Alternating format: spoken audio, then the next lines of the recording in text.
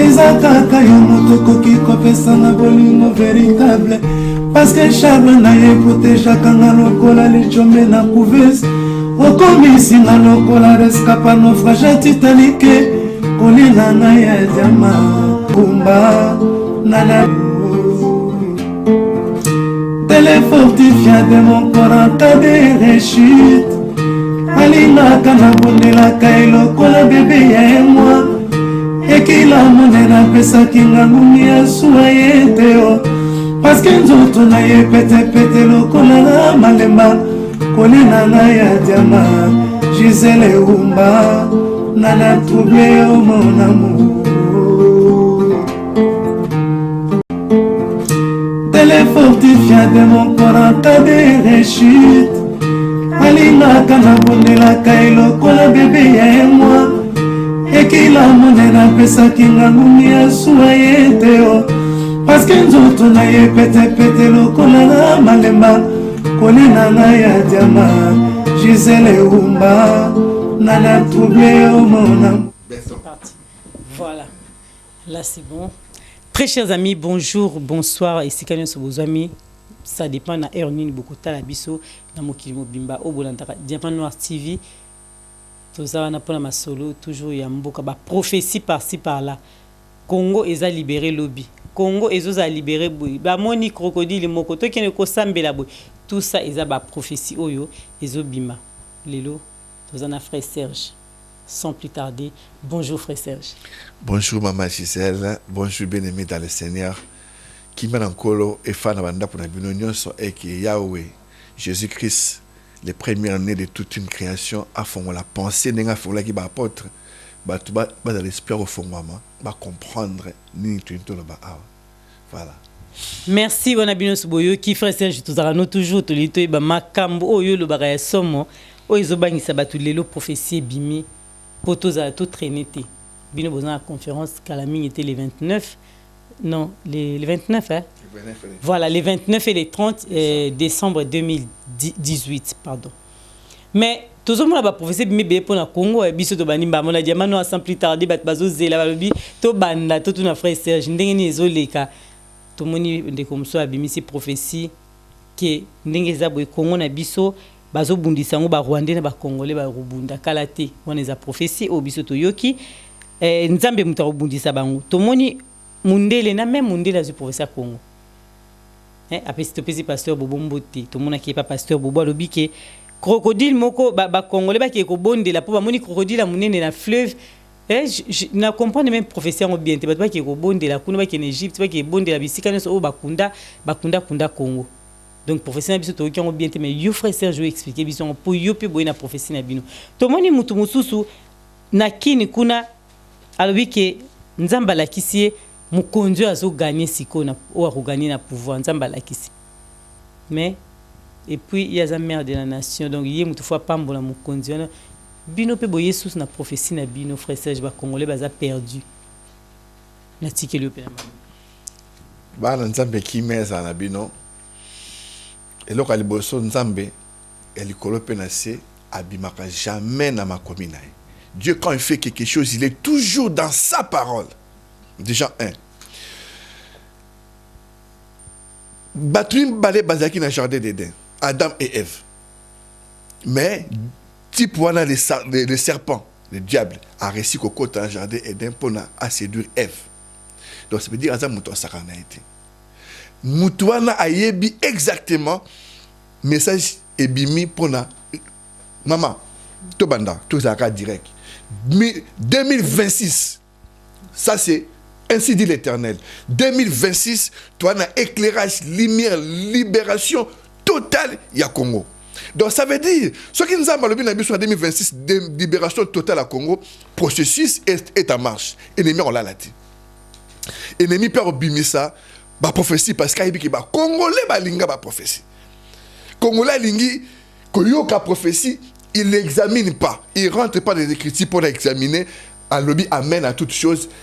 Bazo valider ma kamousus. To qu'est-ce qu'on m'a lembe. Toyoki yaliboso. Maman moka lobby que Congo ba moni crocodile na forme ya serpent na fleuve ba ki ne robonde la kuna pour na Congo est libéré. Maman nangai. Balobi lisusu que Mobutu mutate kamboka na Égypte. Maman. Baki ni ko libérer Congo. Maman, on est sur le moko. Bien aimé dans le Seigneur, écoutez-moi.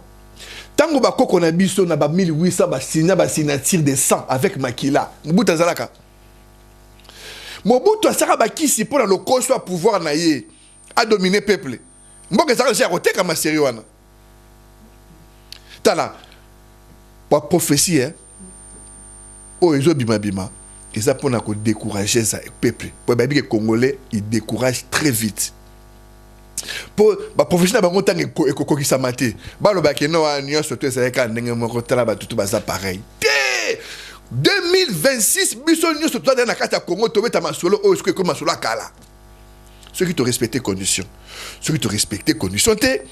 50 ans de malheur et bakistami. Toi qui es malembe, on a déjà tout ce qui n'est pas ainsi dit l'Éternel. Il faut tous affirmer direct. Balobi, il faut que la fleuve Congo, que libérer Congo. Mais tout le monde a que Congo est déjà banane et bandeli. Pesa Congo et pas il y a roi, il y a Belgique. État gérant. Congo n'a biso le tout le baboué, ils allaient plateforme. Donc là, c'est pas plus de 400 signatures, signé avec des 100 signatures éternelles. Qui n'a misé autre, parce que combo, vérifier au monde en haut. Ça veut dire que nous conduisons la Belgique. Il y a Azaki gérant Pamba, roi.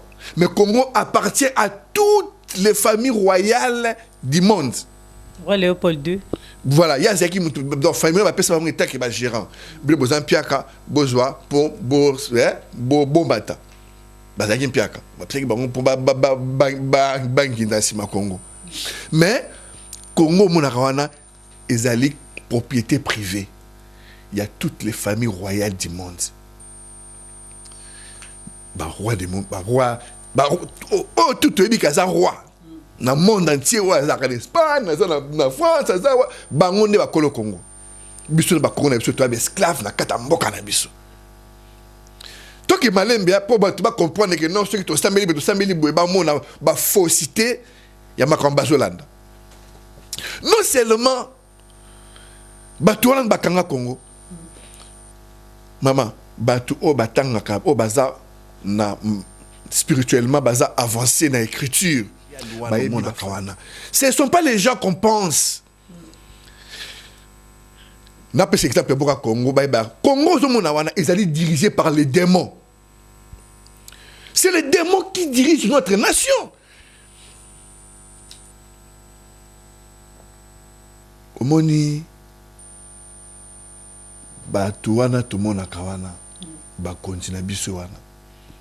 Bango nyonso bakotisa bango tout 99% ya bakonzi na ba député na ba maire na ba nani bango 99,9 bakotisa bango na franc-maçonnerie na ba secte baza bango nyonso to mona kawana ba Volkswagen ba VW bana basi ya façade to de ça bango te parce qu'ils allient ceux qui sont de dehors et ça par manzambe. Mais la moni muso bezali photo microbet à CT. Bato moni wana. Donc na bango nyonso il y a pas l'opposant, il y a pas l'opposition, il y a pas opposition ça te baza muto moko bango tout. Donc Dieu ne peut pas prendre quelqu'un au azali Volkswagen ana bazala bien. To boko tikuna boko mi ba VW. Tu comprends VW. Ndé batinda bango. Ndé batinda bango kuna, hein? VW ça na monter na simati. Ah d'accord. Voilà, tu comprends, non? Pour ne pas choquer, batouté, bana bazuta là. Oui, ah d'accord, je comprends. Tu comprends? Micro, bazo comprendre. Batouan no moniwana. On sait, biso. Tu es un député belé, nous autres, nous avons mis ça la rasouté. Mais bana basi nando, basi babota pas avant. Mais on a force à kota kota. Tu es bi. Mais au moni, batouana belé mona misusu, belé misusu bakufa. Ba démon de batamlo na autres na bango. Ba démon monita là maman na epso vérité Dieu est toto kene lelo to kene vraiment moula epe mobimba moni mboka na biso ezali wana ba musicien ba musicien profane otobika ba musicien mikili tant musicien mo afandi azulati lunette ne azoloba alobi ke non ngala za kramoje bonabo c'est pas Kofi, c'est Akramoche qui parle, c'est un démon qui parle. Mais Kofi ça quelque part même sous nda kunaye d'où azana dans le monde des ténèbres remplacé par un démon.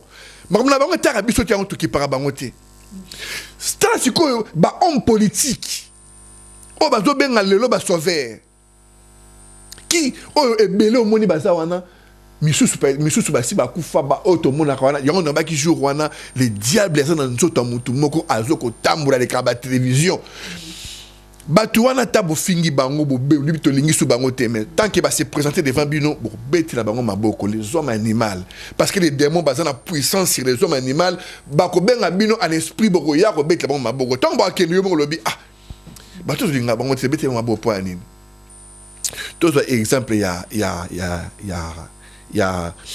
moto aza siko représentant ya majorité o ba poni azala na Martin Fayulu te moto ba poni la majorité na zoloba majorité ba poni moto moko pour a remplacer Kabila ye wana wa tungisi ba mama omoni mama sel ba mama Shadari omoni ke abengisi bango pour le loko moko boye mais omoni mama meleki à la base c'est pas lui.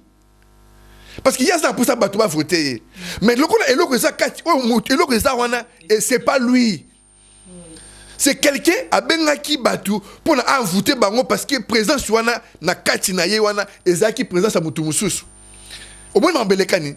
Donc tant siko yemo mama même ba kiti ba kena ngo ba kimi na ngo kandele ki. Voilà, siko tant siko yemo akoya ndeko mona azo comprendre mais maramni elekani parce que ya qui ezaki yete. C'est ce que c'était peuple aider à comprendre le niveau il y a délivrance ni nzambe azo sala pona Congo tout ça na prière awa tout ça na prière awa tout ça na prière tout ça qui conférence na biso conférence biblique de Paris mais l'esprit nous a dit ce n'est pas ça le titre il nous a donné là le titre mission prophétique. Non, mission prophétique pour la restauration de l'église de Jésus-Christ, le grand pasteur, et la délivrance de RD Congo. Mission de Congo avec K, mais pas maintenant. Congo avec K et Koya. Bon, je suis non battuté. Bon, ça la RD Congo, puis on est allé, bah, on a allé et on a après. Mission prophétique. Voilà le titre. Oh, Nzamba Pessi pour la restauration à l'église, na délivrance à Congo. Maman, Makambuana, ozo le kalambo kanabiso, na minute autre, ba profondeur, il y a danger, ça la katambo kana te, mboke ça da ténèbres moko terrible. Tant que le qui premier 6 et Kotakina 1996, donc 96. Deuxième 6 en 2016 après 10 ans. Pardon, en 2006 après 10 ans. Troisième 6 en 2016 après 10 ans encore. Ça veut dire quoi? Ça veut dire que Batouana ba homme politique. Nous avons na bango bota la bolana ki ba musicien. Bota bolana ba homme politique.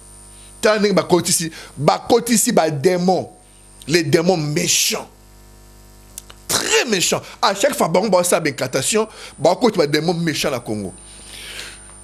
Batu na mboka na biso batu bayebaki ke mama Olang azokufa na 2018 bayebaki yango depuis 2013 ki Gege azoluka déjà a consacré moi na maman Olang pour remplacer maman Olang depuis 2013 ba prophétie ezali ba témoignage ezali batu vivant bazali ba témoigner loko wana ba kutana na Gege ndenge ngana to so la boy Gege o ba passer na bango balandaka ndenga to sur la boye combien de démons baza na mboka wana bazo marcher na ba voiture baza boye baza na ba musicien na ba pasteur na ba chanteur ils savent tout ça non peut ça plus les mots je peux pas comprendre le niveau mboka na biso ezali parce que moi quoi nzamba baza misa na bango ndeko na ngai soki Corée na 250 collaborateurs na ba fumabele fonga ba kotaki mboba tusu ba kota biso tozana pour la libération totale à Congo. Il faut mboka ne ko ça la libérer. tokokende mboka ekoza libéré bato na ma distraction pendant yebi que ceux qui Congo arrêtent ceux qui mission autorisée en côté par la grâce de Dieu tu as 50 ans de malheur encore et maintenant 2026 à Cabo il y aura plus rien à Congo toi qui non malheur parce qu'il y a des moments faut prendre les bâtons biso to ça batindami maman na na biso sera Mobutu zaka na eloko moko babengaka Sotraz entreprise ya bazaki na ba bis Sotraz et tout mukonzi wana batu na bazo sala grève basali grève parce que faki bazwa ba soso ba carton soso carton ya poisson bidon mafuta 5 litres l'inzanzamu ya 2 kg et demi ya miliki na 5 kg ya sucre na décembre et tout mais bazaki pe na retard à 2 mois mafuta marité quelques mois 2 ou 4 mois bato bazo sala ko grève na poids lourd wana na Kingabwa na siège na bango sikezaki na nini mukonzaye abatu nini à tout chef de personnel nini na ba sala grève pour na bona ba si bango ça bango dimanche na signé papier na bango pardon samedi na signé parce que vendredi dans Zalaté on signé samedi lundi baya ba sala comme ça on peut ça bango blo ba lingi bona ba signé mais type wana fana na bureau na ye porte fongwamité batu ba côté la ye na kati ya bureau misatu ba bisi soko mekiko pesa batu un bureau to bomayo atala bango be bazo toucher ma belete batu wana ba bisi soko mekiko pesa bango bureau to bomayo basali boye amoni image ya bana na mwasi na ba sakana bina bango pe to boma bango balakisi omoni mututel hôtel bato misala na wana longola bango yebisa bango pa olinga te to longola payer pour nini papa wana sera la émission un jour Tanzania va toucher à la émission pour na akora témoigner sur Aza toujours en vie papa wana alaka mukonzi elekelaye alobi me tozo somba ndenge badon zo ba monnaie locale ba ki somba ba monnaie international donc dollar bazaki na chambre mobimba ya ba dollar isika ba Mobutu baneko zo mbongo ba konzi chambre mobimba ba dollar ndenge ba swala kawana ba zuba ba mamongo local bazaki na chambre mobimba ba dollar na wana bakunda ngo bazana sous-sol moko bakunda bazana quoi chambre fort tipa keka ozimbongo bibi bango so ba on potier ba tsora ba Mobutu banoko zo mbongo ya le bimba tout peut ça bango c'est rien. Mais esprit est comme monsieur kopesa te. Ce qu'on moni ba kolina biso bazana ba kuta na bloc a bongo combien de fois. Vous mona kimbuta bo sur na kimbuta. Baba na Mobutu na ba kimbuta na ba ngoneso ba les victimes ya système oyo ennemi a tia na place. Loka bango pe bazalo ko la bazape ndenge bazali bazo profiter siko pour na ba s'enrichir. Oh, faki batu musu bazape ba telema. Mais le quoi bazar d'esprit en zambete bazo banga pe pour la vie na bango ça en politique te que les choses soient claires parce que batindi pour kimbota non vraiment faut ça je mo bangi vire tout oh na bimbo kana na bimbo pe na biso na bi vraiment donc ça veut dire tout seulement maramba Congo n'est-ce pas bien ba comprendre niveau ya degré au nzambe azona pour ça nzambe azo délivrer mutu moko te akokoka ko délivrer mboka na soki nzambe te to délivrer mboka na ofinga te moka lobi ki yazali princesse soki la reine mais dans la Bible reine naza ozoma ki moka zo émission que c'est bien kaza reine naza sorcière moka lobi yazali mère de la nation nzamba poni mutu moko boyekuna ye mutu ya bongisa Congo est-ce qu'il y a des tas d'âmes mutu déjà que na minute aza Volkswagen vewe sikoyo musuta ya lobi nzambe ala kisi bango crocodile na forme à serpent faut pas que ne ko sambela tiba ke na Égypte est-ce que Mobutu ateka mboko est-ce que Mobutu mtateka mboko wana to Mobutu ayina posaka kanga peuple pas où mais là asala santa na motombeli. C'est bien peu boya ki o ba 2019 ba pasteur pas quand l'église en 2026 tozo koma mama langa tozo kende mususu ya lobi na min to moina mamindele mama biso biso te dérangea, biso jamais te infiltra ka franc-maçon. Donc na pété que notre ça bango que non tout ce toi ba nzambe te infiltrer bango tu pas comment sambela non nzamba tcha makamna libre service au lingozui parce que un médecin a kenda ko luka maladie mtaka ko luka médecin. Donc ceux qui batouana ba zana kata franc-maçonnerie autre contre franc-maçonnerie est tali bango ba pona kuna ben non mabaya ko embrouiller peuple congolais parce que biso tu es bibeta dam na bango tu es bango baza banani oyo otanga bible tu la pembe au pesi bakamutu po congolais linga prophétie o embrouiller peuple de Dieu pour nanini yango biso to na mission ya ko fongola peuple wana ya ko mema peuple wana tina libération totale. Maman na on a question vient très bien musa le que Congo il faut base à la guerre na Rwanda na nzama roboma Rwanda na Burundi et na Angola namba biso ba congolais mabeto ça na Rwanda banda Mobutu oyebi ndenge tozo ba banki na bango tozo ba mbongo na bango Mobutu azo na basi na bango na armage na mbongo azo na akanga même azo même na moi ça présent na bango je mona bango ba sa ba vidéo ba finga ba congolais du côté ya ba Rwanda ba ça peuple de Dieu. La volonté de Dieu que tout le monde soit sauvé. Parce que l'évangile, Dieu a donné cet évangile dans le Congo. Vous n'avez jamais dit, lu, les premiers seront les derniers. Dans la Congolais, les longs sont plus bas que la terre. Dans le niveau, il y a des Congolais, Dieu est juste. À ça, la justice, à police cette nation. Non seulement pour cette nation, à Tchabo Mengona Kata, il y a na Shawana, Nengetobaki na Ligue 12, verset 34, si je ne me trompe pas. Là où sera ton trésor, c'est là où sera ton cœur. Dans le cœur en Zambie, il y a Kati, il y a Congo. Il y a un appel évangile, quoi, toi, dans le moyen, il y a évangile, pour na topé cet évangile, dans la nation, Moussousou, paix dans le monde entier. Afrique, paix dans le monde entier. Mais tout ça, on a un fingatin, tout ça, on peut dans Bitumbatin.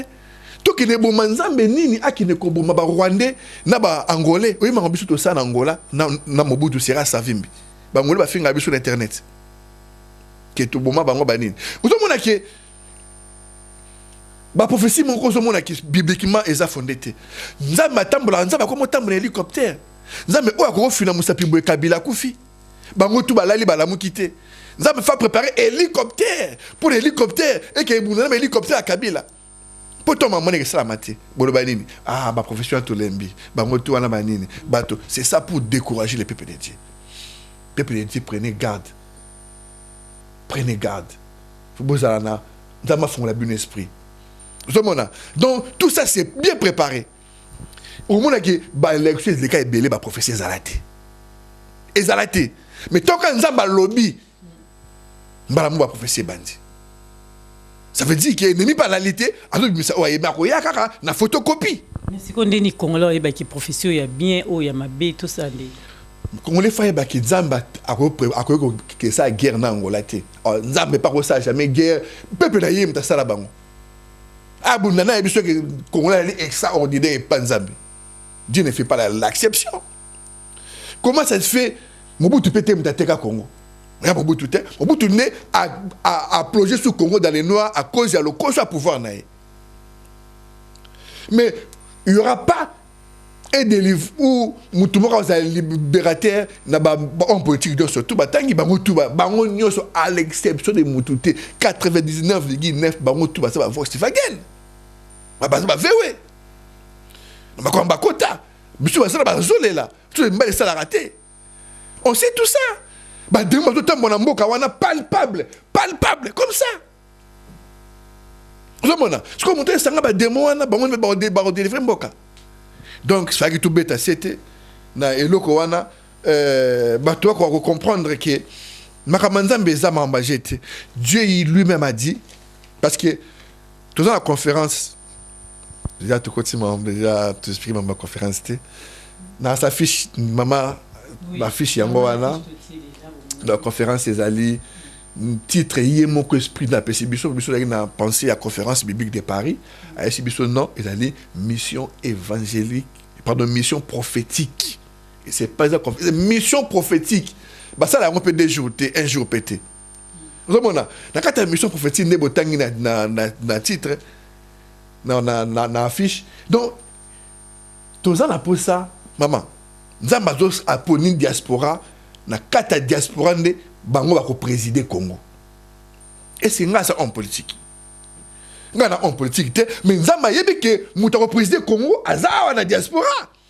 mais ko présider Congo ye maroté à cause peut-être un mususu na 56 personnes no ba ko entourer o ba ke oyo na ba homme politique o ba lingi nzambe bien sûr o nzambe ye maro c'est la puzzle na bien sûr mais peut-être mutongo ezayo maman peut-être mutongo ezayo vous allez monsieur avocat monsieur poso se négliger vous allez homme politique au lingi penza monsieur se négliger yango to bengi congolais maman on to bengi congolais to benga congolais te potu ça ba aventure bengi congolais parce que Djambe a tout ça la restauration il y a son église a aussi la délivrance totale ya Congo mais ceux qui baboy to posé dans 50 ans de malheur encore pour tout à l'heure là parce que bah yebi qui toujours ganga lelo par-ci par-là to jouer ko luka ba congolais bande kona biso il faut ba to kutana il faut to pesa bango oracle ya Congo na oracle ya église parce que nzamba pesa ki Paul oracle a expliqué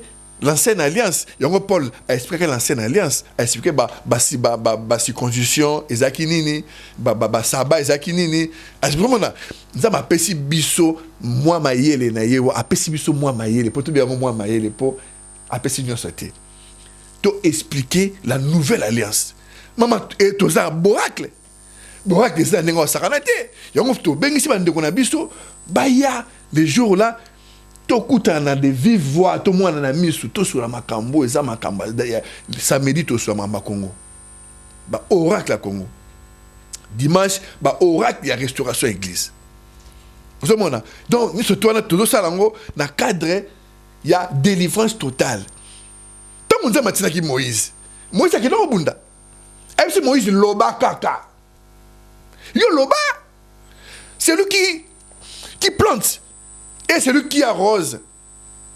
Ils sont pareils. Mais Dieu, c'est lui qui fait croître, qui est quelque chose, qui est plus important. Mais tant tout le monde a mboumé quoi, nous tout le monde a bango musicien zoko là, tout le monde a mbou et collé. Mais tu es mis ninja basalité. C'est comme ça. Donc, biso na minute oh maman, mboka wana fait ça totalement libéré. Pharaon ben bisakiatika, aboyagotika, amone makambunae. C'est ce qui va se passer. C'est comme ça va se passer. Parce que tout le monde a l'armée à qui boudela non américain. Non. Amérique mokana banane ce ne sont pas les rois, les familles royales du monde. On va créer les États-Unis, à monnaie à bangot. Yo boudela bango bakanga Congo na bino. Yo boudela bango. OK, ça prier na fleuve pour Congo a délivré. C'est pour la petit pour faire qu'on fout les billets comme met dans fleuve il y a ko yebi place crocodile la zali dina la mai c'est ce crocodile to kate ndam comme ça Congo ça l'ont libéré formation comme mais tu vois déjà ba message depuis que la maman na biso au azana Belgique maman Kalanga vraiment ba si mettre au moniteur na diamant alors ki Congo ye azaki na témoignage ya pesa waki Congo bakunda yango quelque part ye bakunda ngona Mobutu ye moko mama na yimo aza témoin vivant abia kenda kokunda Congo na Mobutu mais tango ndeko pa lobi ke Congo bakunda yango na kota fleuve kuna za Mobutu mutu asala ki Congo kundama mote ke bazongi kana témoignage mama pesa kaka Congo bozolo bakundaki eza peuple wana ezaki wana peuple azali au Mobutu azo diriger. Vous avez pour ça à dominer sur le peuple. Libé na libela. Vous avez il y a un dominant qui peuple wana. Ba comment il drapeau ya Zaïre ba kunda. Ba kunda on a combo ya Congo na combo ya peuple o azaki wana. Est-ce que drapeau Zaïre to rango sus? Elongwa. Siko yebisangai. Mais Mobutu azara sus. Yemta yem kola bakisi. So mona Mobutu a 5 bakisi abo kokko bakisi belé à côté avec qui c'est babura mindele belé mais au bazar na bazar ko pire est-ce que moniteur roi de Belge ayaki alors baki na ba jésuite tu wana ba sango wana makaba bse bango basala bonyo kola bango bosala bango bosala bango bo mais mundela nyoka masutin ba forma ka bande ko na biso ba tout mwindu ba homme politique ba homme pasteur ba pesi ba ka même idéologie ba pesi ki mindele wana bango ko ba ko sala ngona mboka zomona baza ba kisi baza ba yebi ke basi basala chemin de non retour ils savent ba mona ba démon palpable bo ning to ba yebi ke o akoti wana fi wana fandi wana aza démon bango ba yebi oh voilà ça on a type wana démon ala mutute mutu atango aussi ça azongi na mai mususu pas azongi na cimetière mususu pas bâti likolo na mode de pandémie poni bango ba fongola abimi wana bongo yebisanga ke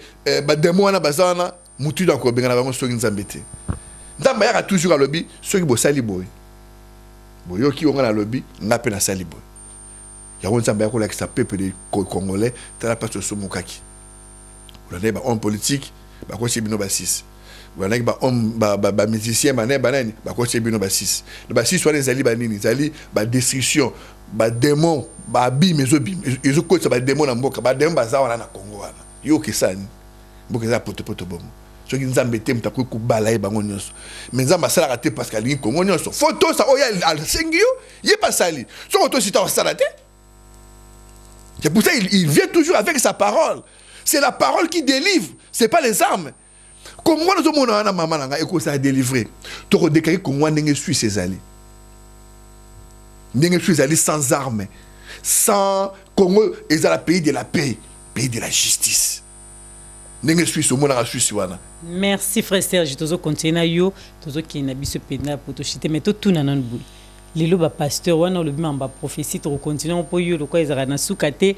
Pour le bango toujours tout le bien non likambuya basali na nzambe po na landio bien ebandeli le bi que 2026 c'est libération totale ya Congo mais basali na nzambe na précédent émission au baki que na 2019 ba kanga ba église mais ozomona te que likambuana na ebité banga pe basali na nzambe musuba benginga ba bimeni nyango frère wana lingi nini alingi bana ya Congo babunga lisusu nde baza déjà ya kobunga biso tozola musabango tozoteya bazo bika ba maladie zo sila ya yemba moya ko baki biso to kanga ba église na biso nzambe nini wana wako yo ba mamba ba benyango bêtise oyo lobi mapamboli nzambe za bolingo tu sais Dieu confirme toujours sa parole.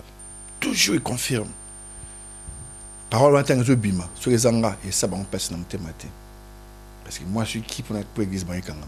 Mais ce qu'il y a une force derrière, il y a un bengayo. Parce qu'il sent quelque chose. Maman. J'espère que you peux bengi aussi m'appelle. Maman, to solo na ba l'homme de Dieu belé, monsieur va comprendre, monsieur va comprendre. Monsieur va voilà.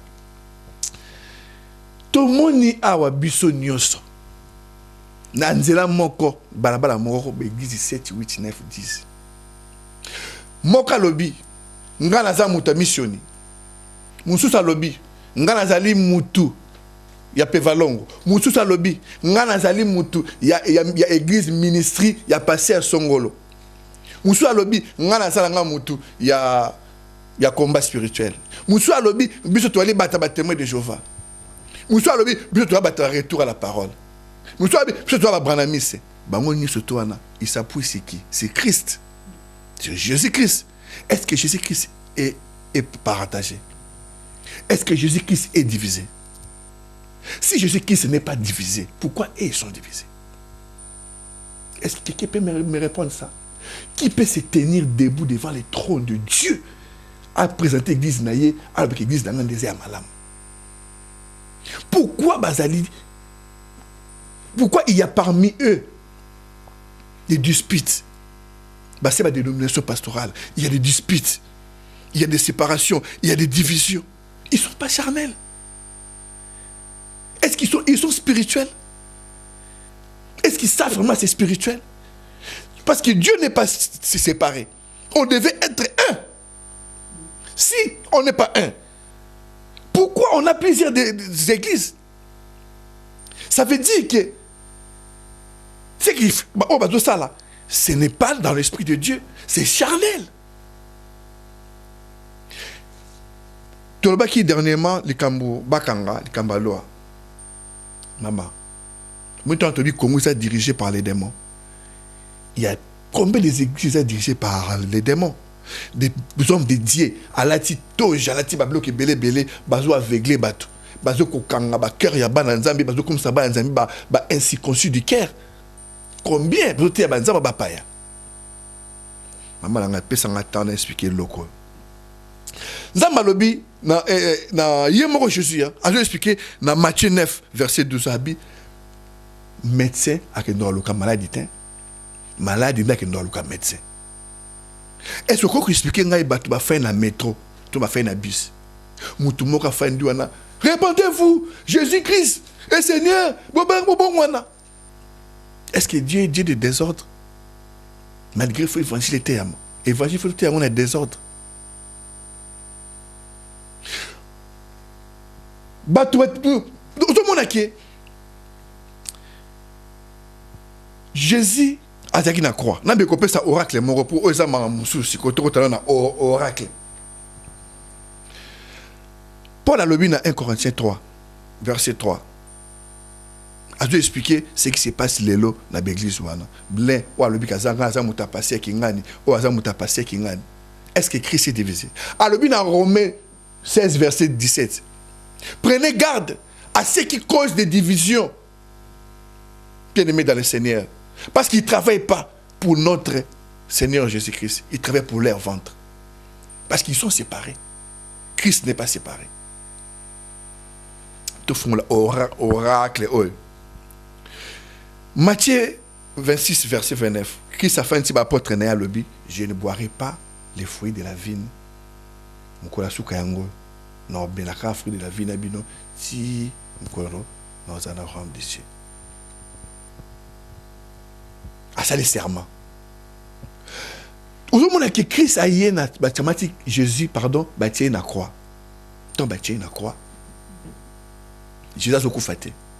Agangi Eli la massa matani. Mon Dieu, pourquoi tu m'as abandonné? Batbayo kinini. O azobenga Eli tout à suite. Azobenga Eli tout à suite Eli a quoi sauver. O yazoba mon Dieu, pourquoi m'as-tu abandonné? Pourquoi il a écrit ça? Parce qu'il ne mourrait pas. Il y a un koufa kakate parce qu'il était sans taille, sans péché. Alors, j'ai soif. Bazui vinaigre. Ben, quand tu as vinaigre, fruit de la vigne, zali.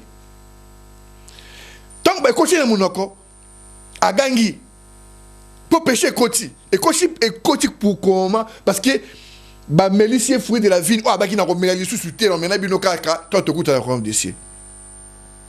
À ça qui serment. Donc ba bomi serment naï.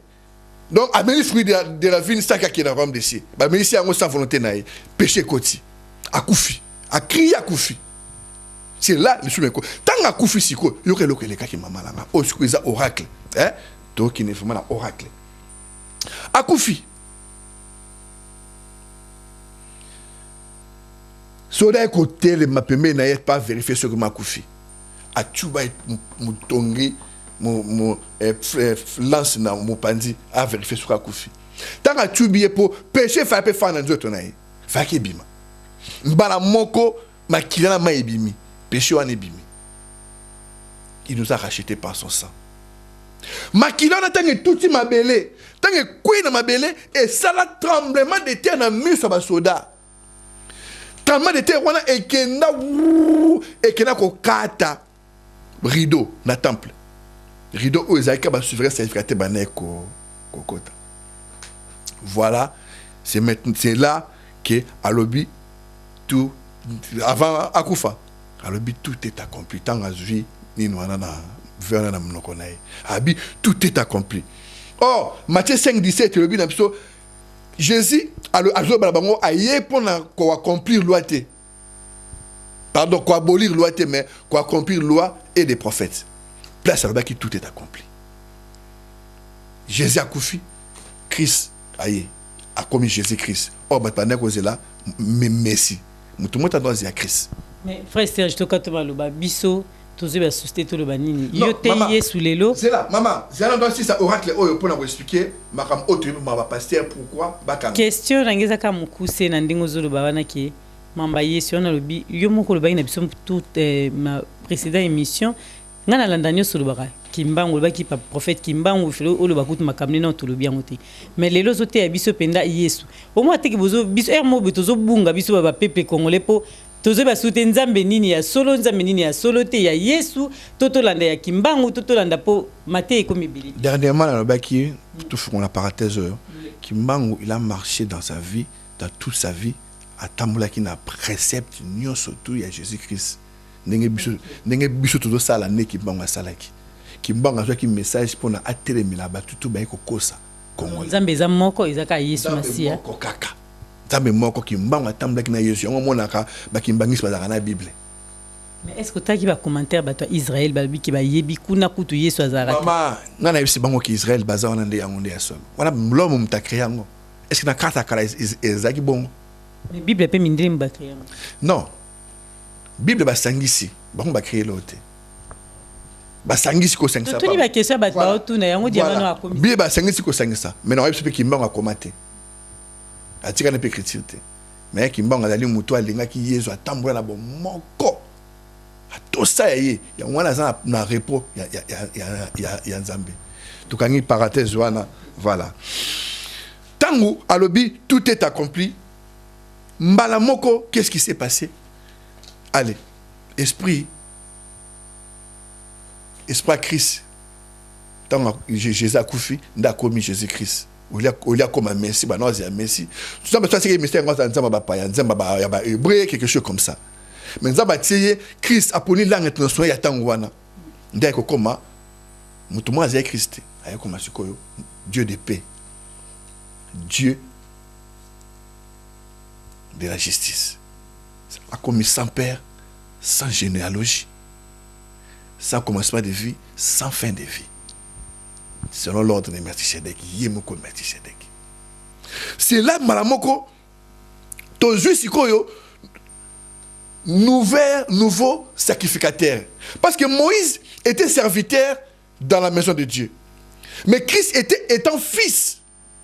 Car c'est lui qui a construit une maison à plus de valeur que la maison même. Mais c'est Dieu qui a construit toute chose. Et la maison de Dieu, c'est nous. Donc, ce qui est Christ, a commis ce que nous on va venir à ce que sacrificateur avec kolongola Moïse il y a sur place wana côté parce que place de si bango ba kan église on peut commis ce que place wana parce que bando na biso ba na Nzambe il faut tous un moko na parce que sacerdoce a changé, le mode opératoire de Dieu aussi a changé ce qu'on nengeni. Hébreux 7 verset 8. En effet, si la première alliance était sans défaut, il n'avait pas été question de la remplacer avec une seconde alliance. Voilà, Hébreux 10, verset 19 à 31, voilà qui la chair à Jésus. Oyo akufaki, la chair wanda akufi yango voilà longwe. C'est quoi Jésus le bail qui a accomplir l'ancienne alliance. Faki peut abolir l'ancienne alliance. Mais comment il a aboli l'ancienne alliance? Hébreux 7 verset 18. Il y a ainsi l'abolition d'une ordonnance antérieure, donc ancienne alliance, à cause de son impuissance et de son inutilité. Car la loi n'a rien ramené à la perfection. Parce qu'il n'a pas sa perfection. Il a été tenté comme nous. Il a été tenté, il a réussi, n'a pas maladie, n'a pas il a été de Jésus, au Hébreux 2, verset 9, je sais que Dieu a fait de Jésus inférieur aux anges, donc les mêmes natifs que nous. Donc, tout le monde a sikoyo et critique et memi biso sikoyo na Hébreux 7 verset 13. En disant une nouvelle alliance, il a déclaré la première alliance ancienne. Or, ce qui est ancien et vieux est prêt d'être aboli, disparaître. Alliance Angezanini, c'est OK, dans Luc 24, verset 44, a expliqué ce que Moïse a lobaki. La loi Moïse, au prophète Balobaki, il parlait de lui. Luc 24, verset 44. Donc, le coup est allé aboli. Paul a expliqué dans 2 Corinthiens 3, verset 14 à 17. Tant que nous sommes battus, nous sommes modèle Aaron. Nous sommes papaya. Balati batosh, balati bakwa, balati banin. Tant que nous sommes battus Aaron, nous sommes battus nani Esaïe, Ézéchiel, nous sommes battus Jérémie. Tant que nous sommes battus la loi. Car maman, babi tango tout tanga l'ancienne alliance, lire seulement, bazali ba komi ba aveugle. Na penser na bango ba komi ba aveugle. Tango quand on lit Moïse, ezali ko tanga l'ancienne alliance na ko lire Moïse. Oh Christ, il a aboli, il a accompli. C'est là que ba maman na biso bazo ka ba message wana na ba boté ba ngo ba komi ba aveugle. On Christ en ça ba pharisien, un aveugle ne peut pas conduire un autre aveugle. C'est Moïse que vous mettez votre espoir. C'est lui qui va vous condamner les jours de jugement. C'est pareil qui va passer dans le côté. Il y a un homme à Monique. Ce qui est aboli. Tant que vous êtes Hébreux 3, verset 10. Tous ceux qui s'attachent, tous ceux qui s'attachent sous la loi de Moïse, ils sont sous la malédiction. Tous ceux qui s'attachent à la loi de Moïse, ils sont sous la malédiction. Papa ni maman ni non linga tika libère la malédiction na vie. Non seulement ça sous la malédiction, Galates 5 verset 4 le dit, vous êtes séparés de Christ. Parce que bazongi si Christ na quoi? Toi bazongi si Moïse. Pardon maman. Oui. Bazongi si exemple important limbisanga. Bazongi si Christ na quoi? Tant que bazongi soit modèle Esaïe, modèle Jérémie, modèle Ézéchiel, bazongi si Christ na croix. Donc, Paul a lobby, la croix de Christ ne sert plus à rien. Ce bazongi si na croix. Vous êtes séparés de Christ et vous êtes déchus de la grâce. Donc Jésus Christ a dit mon abangote, bon sambela butu moi, batu bazali na passé na bango, voilé mon thème ainsi conçu de cœur. À cause il y a message nini ancienne alliance. Paul a soukaki, si le cœur se convertit à Christ, c'est là où il y a la liberté. C'est là où il y a Jésus-Christ, notre maître. Donc c'est pourquoi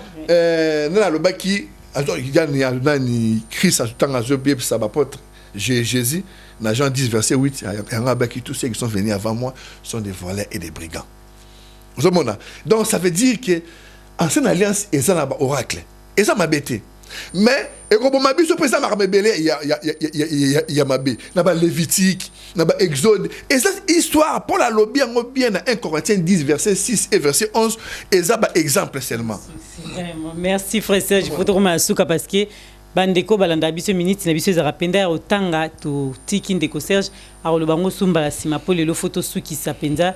Merci de bozaki wana bolanda biso maloba ya suka na mukuse nyoso penza okoyebisa bato balandi biso ndenge lobi na ba pasteur bakanga na 2019 po mama te to bina bango bakanga te to bi oyo azali ya nzambe oyo alingi nzambe to bina bango nyoso te po miso linga bango nzambe te abi oyo alingi nzambe asa la pause akanga aya to pes to kabolaba to kabole évangile to fongola mukanda.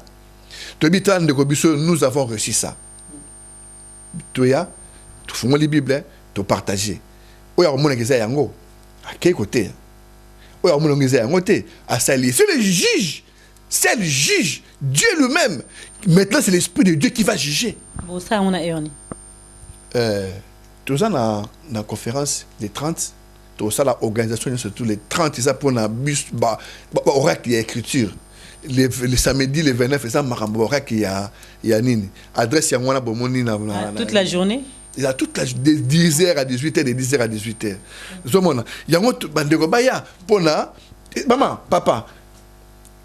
Zamba Koko ça jamais injuste. Mais il utilise toujours sa parole. Ndeko mora lobi maman tout ce que ça a vraiment. Ndeko mora lobi mais bino bozo ba pierre bala mosaki bato ba pierre batambaki na mai ba pierre batiaki bato ba 3000 personnes ba bon wana ki oui Pierre asalaki yango bazalaki na des esprits. Sur otangi na 1 Corinthiens maman, tu peux ça verser sur kayo montanga s'il te plaît. Donc sur son nom awa na ma Pierre parce que Paul tanga joué pour Timothée dans 1 Timothée 3 verset 15. Alors bien Timothée que ba Pierre baza ba colonne. Je explique ba colonne. 1 Corinthiens 9 verset 5 to kenika na 5 mbala moko po tant ko mokuse. Ok, Diamano atanga 40 tuzana tuana chouette photo tanga pona bino balandi. On commence, n'avons-nous pas le droit de mener avec nous une sœur qui soit notre femme, comme font les autres apôtres, et le frère du Seigneur et s'efface. Moi toujours verser mon corps. Voilà. Pour la zo funda bango, alobi adolo basikoyo. Ceux qui n'ont pas apôtre pour na bango te pas na bilo na apôtre parce que bino vous allez fruit apôtre na ngai.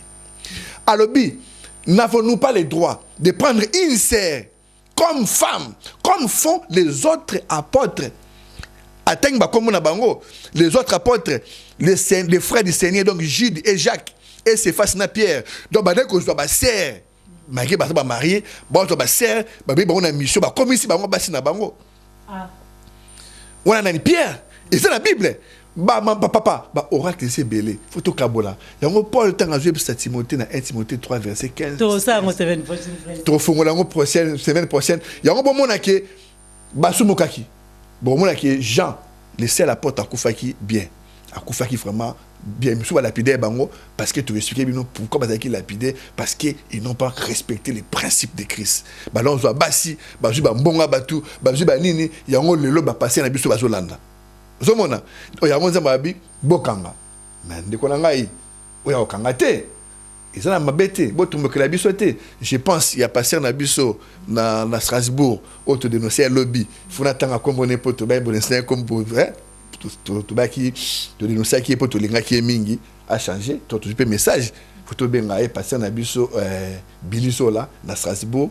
Je pense vraiment à toi sur un numéro non ngana benga papa na luka numéro na penser na ndeko nanga i shorako et tout sur na numéro na ngana benga e pour ça ma mais wala ndémission balanda je mena partout de so boyo ki bobengi ndeko ya mista nanga ya za mista nanga i tikotaki c'est mon ami yes na luka ta numéro na e za ma kam photo partager toi ba na nzambe to de se bango lo poto linga ba changer to linga ite ki ba tikotaki tikotaki Moussa na nzambe tikotaki comme babenga tikotaki donc baza batu o vraiment na penser mingi na bango pourtant te dénoncer bango lobby pour basa ki mabe mais pona tant to makambu autre mpa nzambe faut to pesa benga bango pe pona et to za ba égoïste papa ba oracle zali na ndenga mabete ba oracle zali numéro frère Serge Yangwana na si numéro frère Serge zali donc chepe numéro frère Fanfan Makenda o nzamba kutunaki na ye Saint-Esprit o ya monaki yango penga na monaki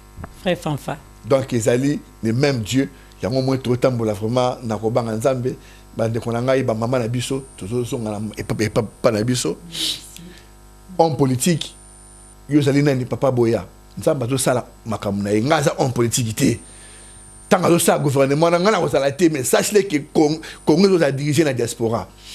Ngaite ngasa on peut ngala mpandisango bino batu ko diriger Congo fo linga nzambe boya koyoka nini nzamba sengi biso to sala. Voilà.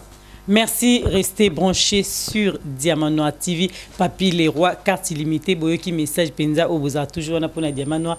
Diamant, Gisèle Oumba, Gisèle Oumba, Kolena ya Diamant, Gisèle Oumba.